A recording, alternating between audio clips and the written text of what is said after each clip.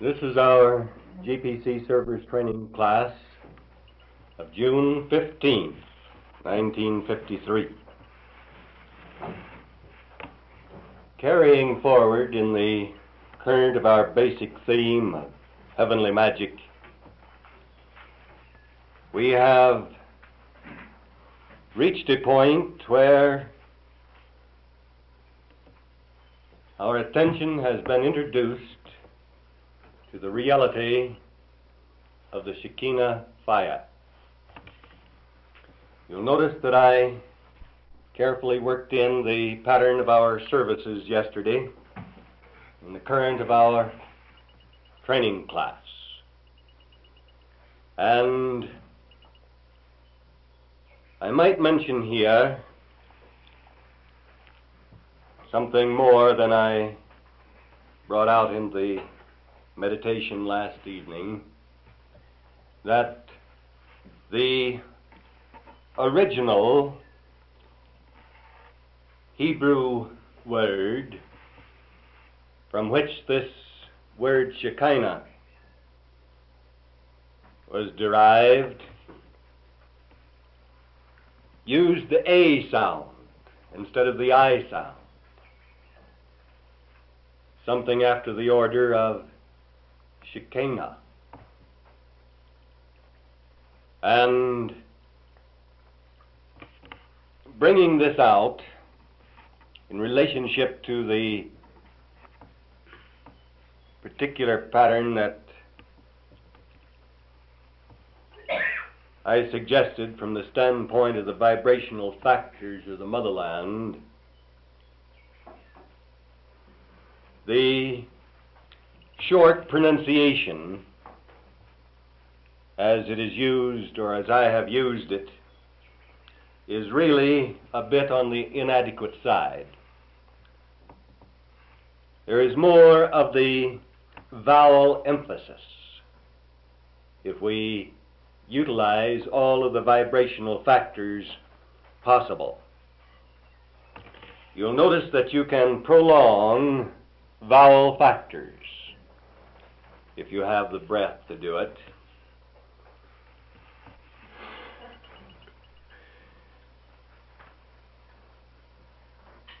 And the E sounds here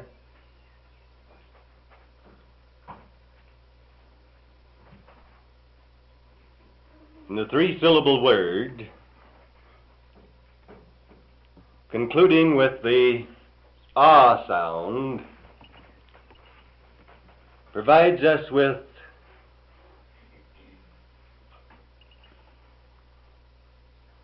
an opportunity to begin to feel the vibratory factors in sound. Now, if you have thought of the vowels primarily simply as letters or particularized sounds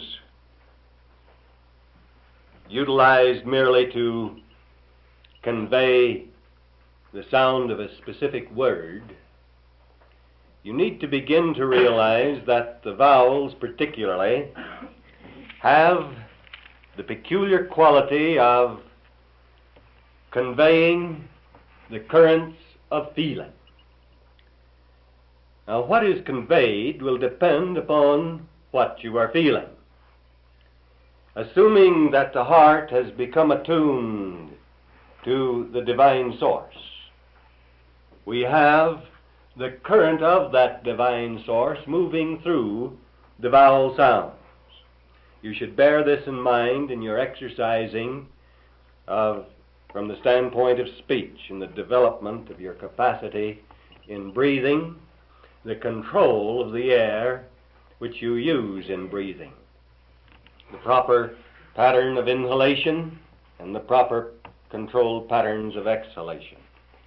If you try to get all of your air while you're speaking inhaled through your nose, you will not have a good speaking voice. The air must, as was mentioned in the record, be received, partially at least, Some of it will come in through the nose, but received through the mouth, at the top of the mouth, along the roof of the mouth, in a manner which you learn to utilize without interfering with the expression through speech. Now, it's interesting that we have the privilege and opportunity of beginning to practice these exercises from the standpoint of vowels right at this time when they should be emphasized from the standpoint of our basic meditation, the Shekinah fire. One thing we will begin to note as we proceed, and that is that you can come to a certain definite limitation when you are speaking audibly in the sense of the ordinary vocal expression, but that certain possibilities are present from the standpoint of expression, somewhat audible, of course, in what we might call whispering. Now, there are times when whispering isn't considered to be good manners, but the use of the voice conveying sounds vibrationally in what might be conceived to be a whisper is something that is important to our attunement with the powers of reality, and it is important to our ability to convey. Now, you notice that I used these patterns when I introduced to you the mystical significance and expression of the two words commonly spoken as Jesus and Jehovah. The speaking on the breath, in other words. Whispering, of course, suggests the idea, but it is speaking on the breath on a basis which modifies the more harsh aspects of the word and allows the peculiar qualities of the vowels to come into play. And you will find this to be of great importance as we move along. One of the things that we need to begin to realize from the standpoint of the Shekinah fire or the Shekinah light is that this must be understood if we are going to begin to comprehend the significance of this text which we have been studying together. And in the midst of the 7 candlesticks, one like unto the Son of Man. Now notice that this is in the midst of the 7 candlesticks. The candlesticks give light. But in the midst of the cloud, there is one like unto the Son of Man. Here we have a biblical description of the Shekinah fire, surrounded by the light, and in turn surrounded by the cloud. You will have no doubt thought of the fact that the biblical passages speaking about the Son of Man coming in the clouds of heaven, something which you are now reaching a point where you can begin to understand. For the clouds of heaven, wherever the clouds of heaven are mentioned in the Bible, we have a reference to the Shekinah fire, within or around which there is the light, and around which there is the cloud. The Shekinah fire always manifests in the midst of a cloud and in the midst of the glowing of the light. So, these are the clouds of heaven, or the heavenly clouds, which the Master used It was in such a heavenly cloud that he disappeared from the view of man, and it is in relationship to such a cloud that all things heavenly must appear to men. The clouds of heaven. And until you begin to see this, realize the reality of the Shekinah fire and the cloud of glory, or the cloud of the presence, it's expressed in various ways, you cannot understand what the Bible means.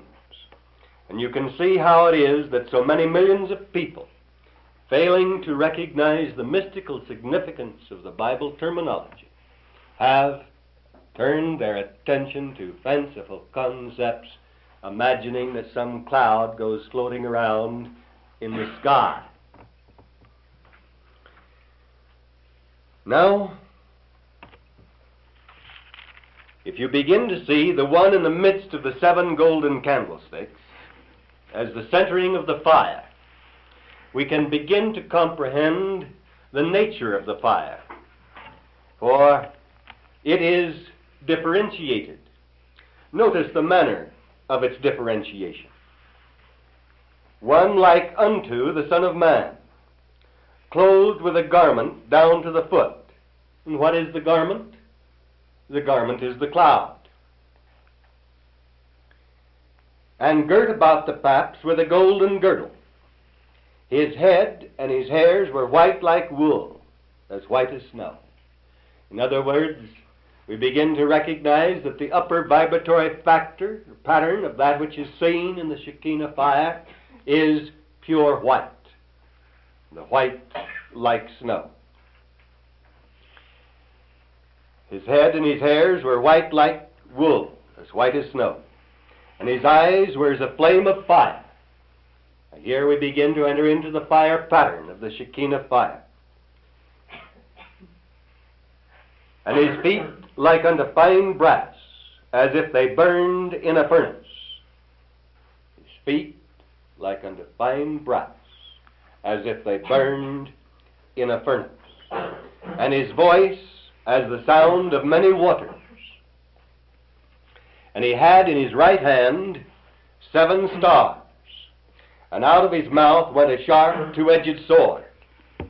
We have recognized that the sword is a symbol of truth. That means the voice, which has the sound of many waters, conveys the expression of truth, the sharp 2-edged sword. And you have begun to realize yourselves that the 2-edged sword of truth is, in fact, very sharp. It is something which cuts away that which ought not to be and allows that which should be to remain. So, out of his mouth, clearly indicating the expression of truth by reason of the voice, out of his mouth went a sharp 2-edged sword, and his countenance was as the sun shineth in his strength. Now there we have the most remarkable description of the Shekinah fire. The evidence, the manifest evidence of the presence of the one who dwells that can be found anywhere. And we begin to appreciate how it is that we have, in the consideration of this short text, gone into so many different fields so that you could begin to truly appreciate the beauty and the wonder that are contained here. Now, with respect to the interpretation, the mystery of the 7 stars which thou sawest in my right hand, that is the positive hand, and the 7 golden candlesticks. The 7 stars are the 7 angels of the 7 churches, and the 7 candlesticks which thou sawest are the 7 churches. We have also noted in this connection the 7 spirits before the throne of God. And we recognize that that expression means the same thing. Now, there are these 7 different vibratory levels, just as we have in the octave in the relationship to music, and the 8th being the repetition of the first in a higher or lower scale. So, we have the 7 vibrational factors in this realm of being of which we are aware. The 7 colors of the rainbow gives another illustration. According to the level to which we relate words, currents of feeling, etc., they will have different forms. Sometimes the word itself will seem to have a very definite change, and other times not. In any case, there will be differences of pronunciation, differences of the feeling current released through the words. Now, it would hardly be practical to undertake at this time to introduce the vibratory factors of the motherland tongue. Perhaps sometime we can consider a little of that, but you have much growing to do spiritually, vibrationally, before that could mean so very much to you. However, we can use intermediate steps which begin to convey the idea, begin to let you have an opportunity to experience that which is possible to you. I suppose some of you must have been aware of the silver cloud that was in form last evening, during our service. It was taking form during the service as we considered the mysteries of the Shekinah fire. And if you couldn't see it, I'm sure that you all must have felt it. But surely some could begin to see it, because it was visible for a portion of the time.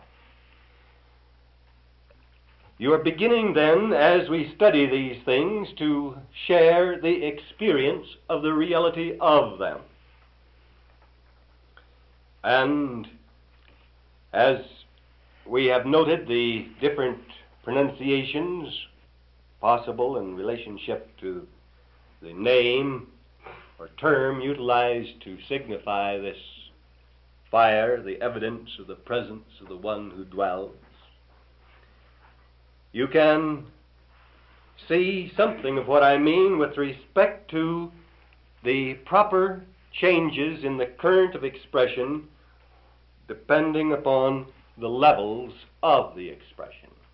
Shekinah, Shekinah, or Shekinah, just to illustrate.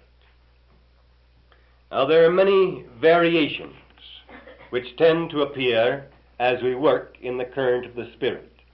And you will find that while we give reasonable consideration to dictionary patterns of pronunciation and meaning, we cannot abide within the limits so set and allow the limitless to have expression. We have to utilize the factors of a play on words and the play on the sounds of the words, some variations in the expressions of pronunciation, and certainly some changes in consciousness with respect to the meaning that is expressed by the sounds that are made with the voice. So, we have the 7 stars, the 7 candlesticks, and the 7 spirits that are before the throne of God, the 7 angels of the 7 churches, and the 7 churches themselves. The churches signify the body of being, the body as it relates physically to the endocrine glands.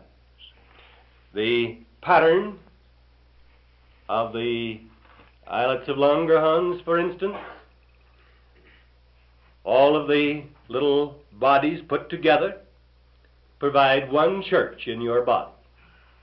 The thyroid and parathyroid glands combine to provide another church in your body. The substance of the 7 distinct glandular patterns, whether you think of it as one gland or several. You have noted, I suppose, in your study that the pituitary gland, for instance, has different parts. In other words, you say it's one gland, but it isn't one gland. It's a combination. It has different levels of expression. So we either have divisions within the gland itself or divisions in the formation of the body of the gland. But you have in your body, in relationship to these things, the 7 churches, the endocrine system. Somebody spoke about the many systems. The endocrine system. And they form, insofar as you are physically concerned, the 7 churches. But you also have a mind. And so, there are the 7 churches insofar as your mind is concerned. There are the 7 churches from the standpoint of the spiritual nature of your being. There are the 7 churches, the body of being, in relationship to the focalized function of the heart.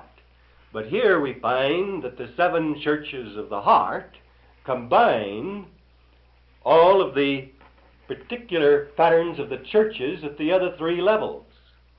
In other words, the 7 churches of the heart are simply the 3 levels of churches with respect to a specific point, brought to point.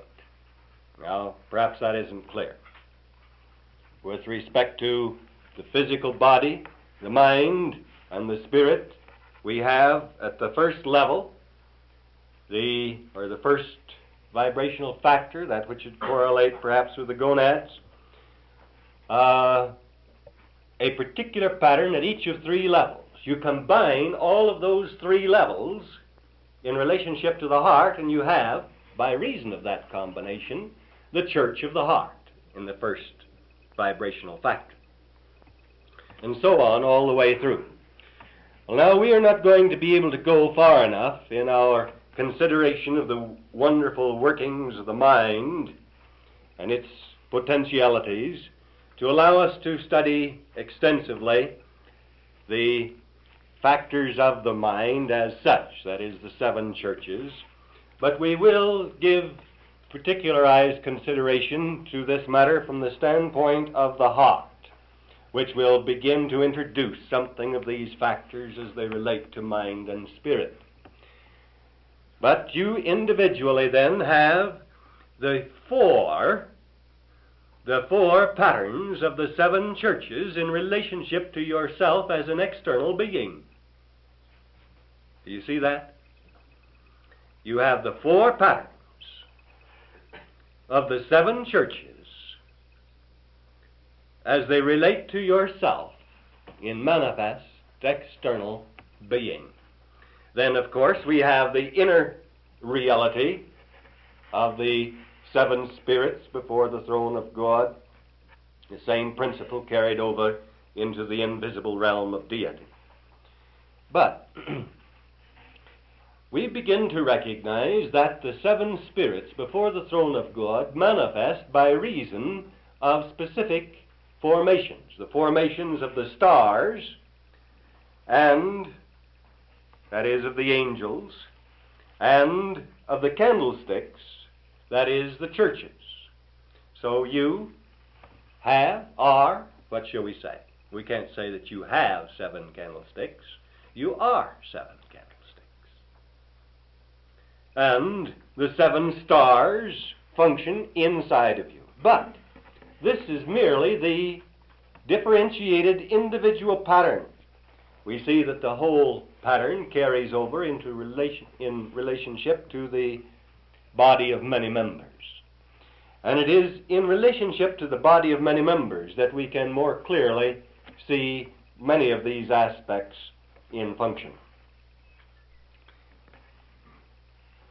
We should, at this point, be able to clearly see, comprehend, accept within ourselves the fact that the body of many members, which is maybe spoken of as the Christ body, must necessarily have these particularized factors in it, even as they are present in your individual physical body. We cannot disregard the principles of life and function as they appear in the individual physical body as we begin to consider the physical formation of the one Christ body made up of many members. And anyone who attempts to develop a body of power, as in a church or a philosophy or a pattern of teaching or anything else, ideology of any sort, any individual or individuals who undertake to produce a unit pattern of function while disregarding these principles must surely fail. We've seen it happen in the past. We've recognized it in relationship to the outworkings of history. And it is only as we allow these same laws and principles to work in relationship to ourselves as many members of one unit, one body, that we can begin to be the means by which the power manifests. This is to say, then, from the standpoint of the unit pattern, that there is a particularized manifestation of the Shekinah fire and light and cloud in relationship to each of these 7 levels of being. This trinity of the Shekinah fire, or the Shekinah, which signifies the presence, the manifest presence of the one who dwells, is something that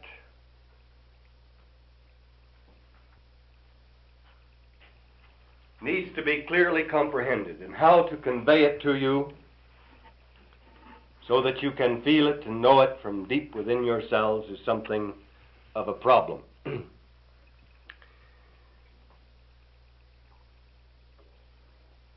The Spirit of God, as such, has virtually no meaning to human beings.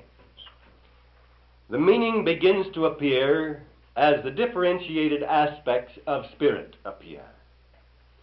The meaning of God begins to appear to the children of men as the differentiated aspects of God appear through men. Because God can have no true meaning to us except as he is revealed through the human form. And as long as you try to comprehend God without regard to the human form as something above and beyond this realm in which we live and dwell, you will fail. You may develop some fixed concepts about an old man with a long beard sitting on a throne somewhere. But that is not a true comprehension of God. It's merely child's play. So, you begin to see that you cannot, in any true sense, no matter how you may delude yourself, you cannot comprehend God in reality except as he is made manifest through human beings. And to try to comprehend the wholeness or the allness of God with the human mind is attempting the impossible.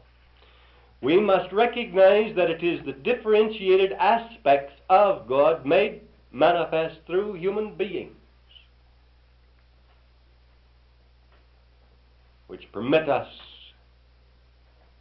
to begin to comprehend God in reality.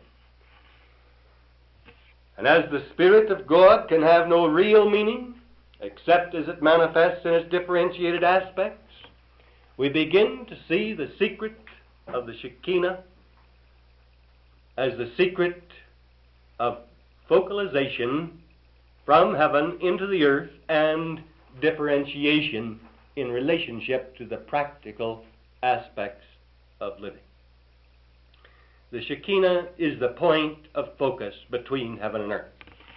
That which is of heaven brought to point for its manifestation on earth, and from that point expanding outward again into the patterns of life.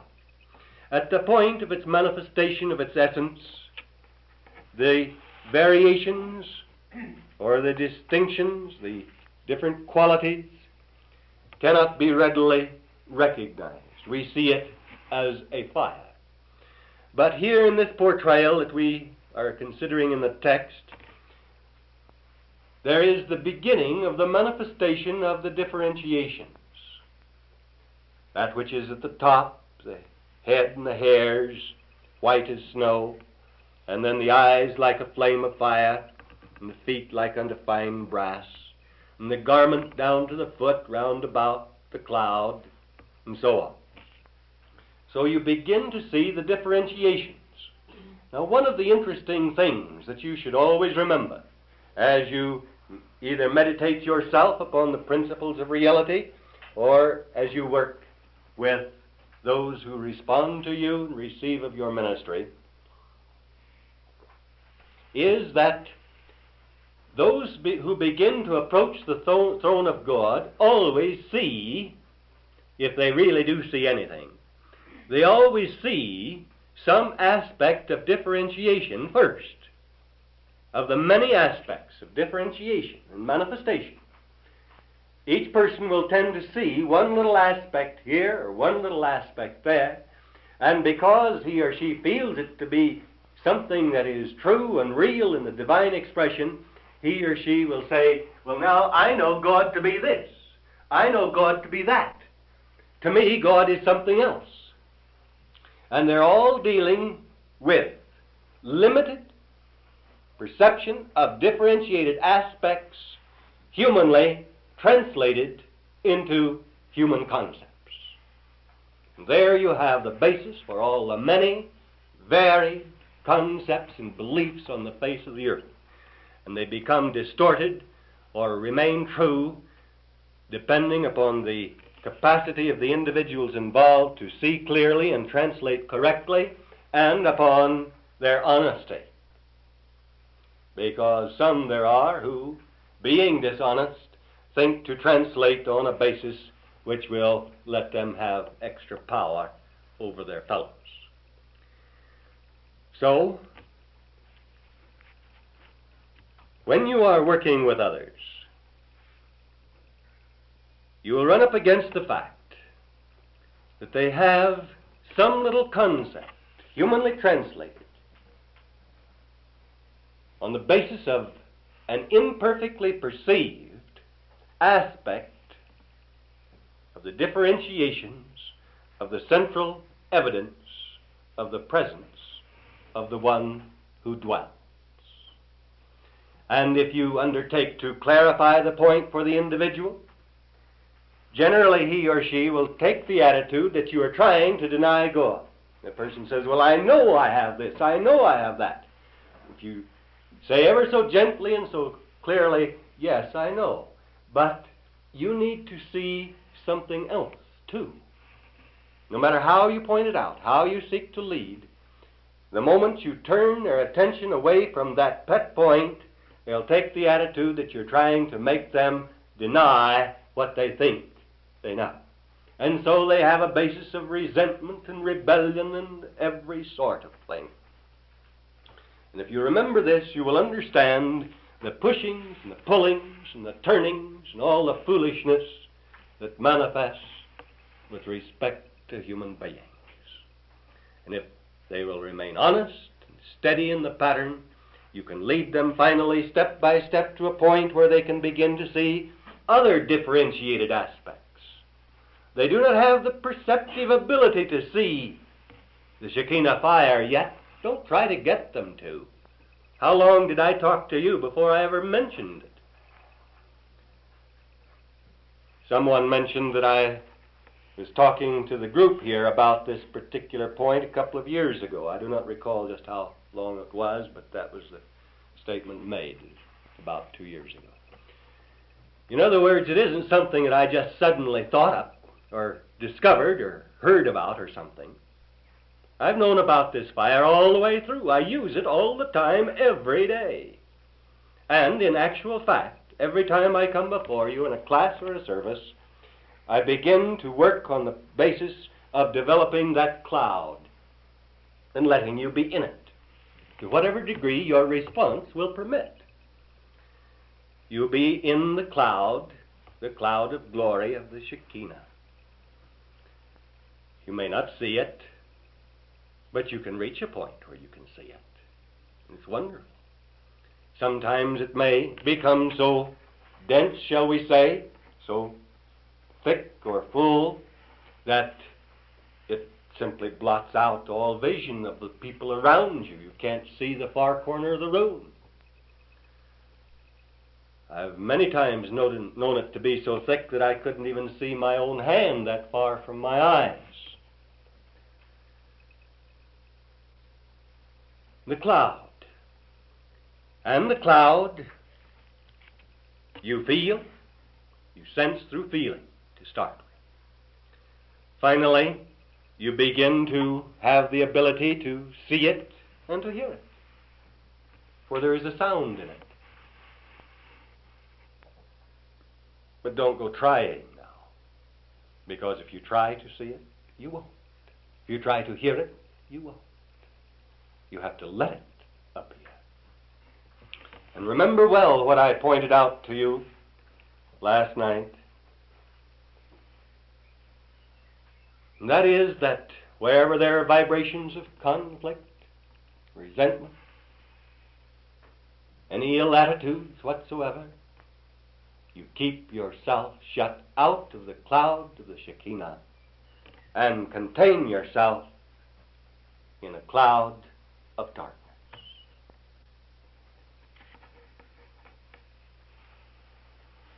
I might perhaps pause at this point to tell you a little about my own experience, speaking from the outer standpoint, of becoming consciously aware of my life work, receiving from the heavenly realms that ordination by reason of which this ministry manifests and you are here. It was in September of 1932, and I count my official ministry from that time. The fact is that I'd been working in this sphere for 3 or 4 years before that in various ways, particularly in relationship to psychology and dietetics and what have you in the ordinary course of events. A seeking pattern, but it was also a pattern wherein I was doing some teaching. In any case, it was in conjunction with that in 1929 that I first began the development of the work of attunements, the reason for which you are attending this class, so that you can be attuned and help other people receive attunements. I gave my first attunement in 1929. In any case, there was the outworking of events which I will not attempt to describe for you. It carried forward to the point of the middle of September 1932. It was on the morning of September 13th. I had been doing some meditating and writing. I was holding classes regularly, so on. But I had not yet found that exact point of centering and expression, realization for which I longed, speaking from the outer standpoint. And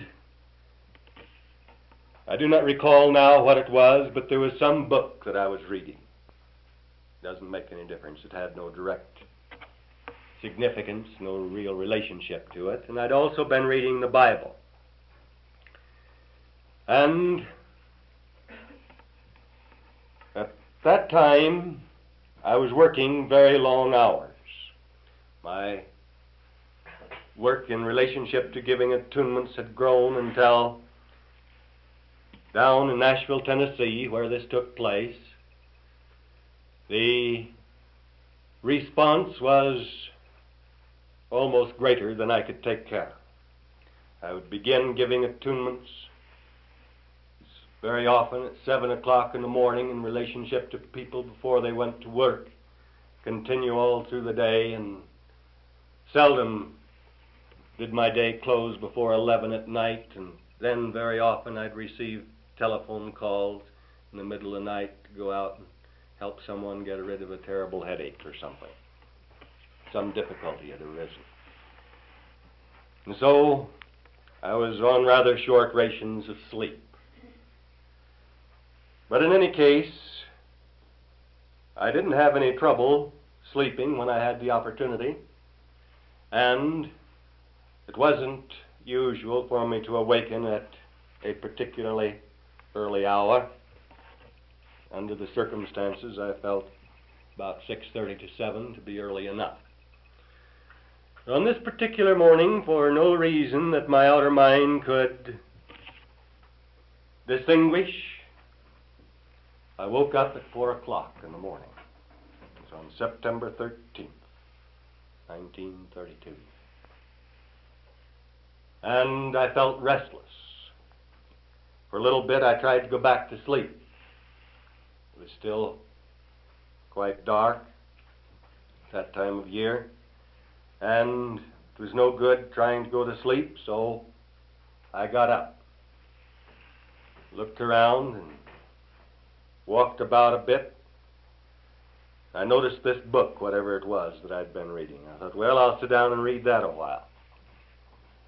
Sat down and tried to read, and the pages were just words in front of me, absolutely nothing. So I set that aside. I thought, well, I'll read the Bible a while. I undertook to read the Bible, and I couldn't get focalized in it. I couldn't, just words. And so I walked back and forth, and as I tell you this, please remember it's in confidence. I don't want you repeating this story to other people. If it needs to be told, let me tell it.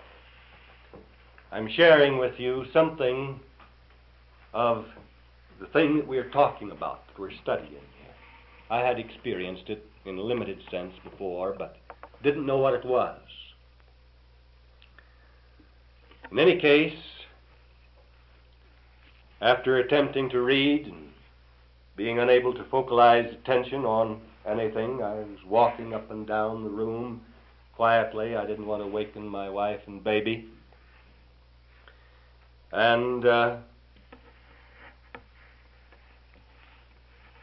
somehow or other, apparently from any outer standpoint, by accident, there was a ordinary tablet of writing paper on the table.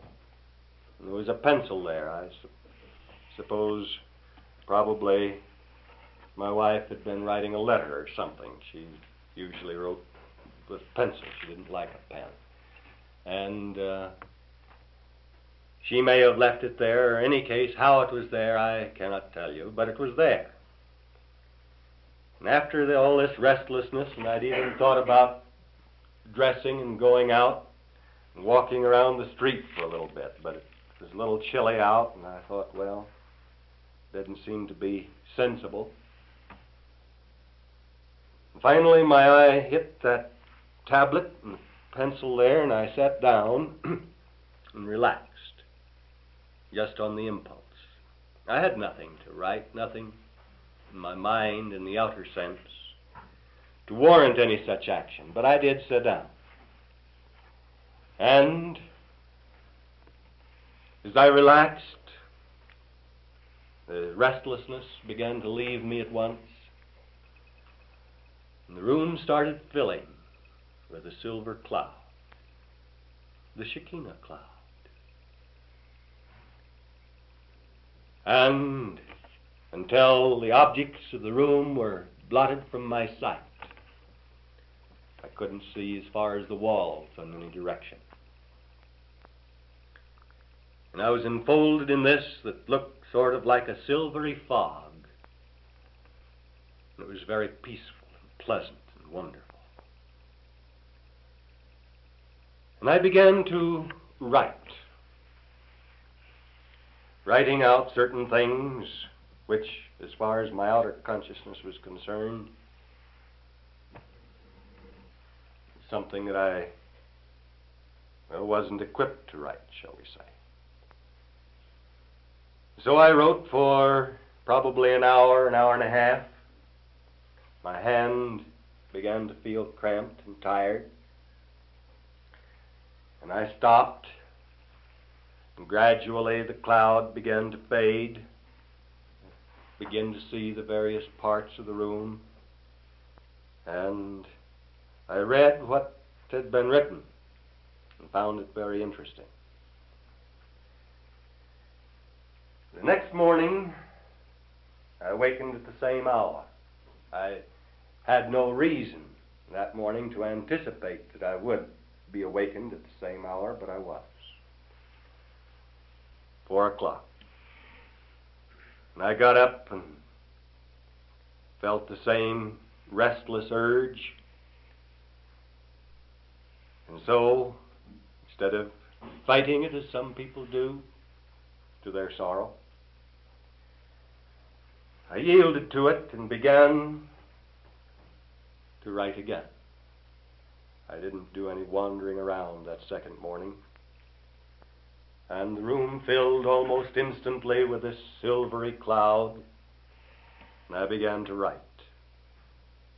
And after an hour or so, that was all for that time. The cloud disappeared once more, and that was on the morning of the 14th of September. And then on the morning of the 15th, it happened again. And that third morning, the conclusion, I knew that it was done. I didn't expect it to happen another morning, and it never has since that day. Not in any such fashion as that. What I wrote to you is for you now beside the point. Many points were clarified in my own consciousness. Questions that I had asked over and over and over again were answered. And I received the heavenly ordination to the work to which I have since then devoted myself, which makes it possible for you to be here. It isn't necessary for me to attempt to outline the pattern of that devotion or ordination,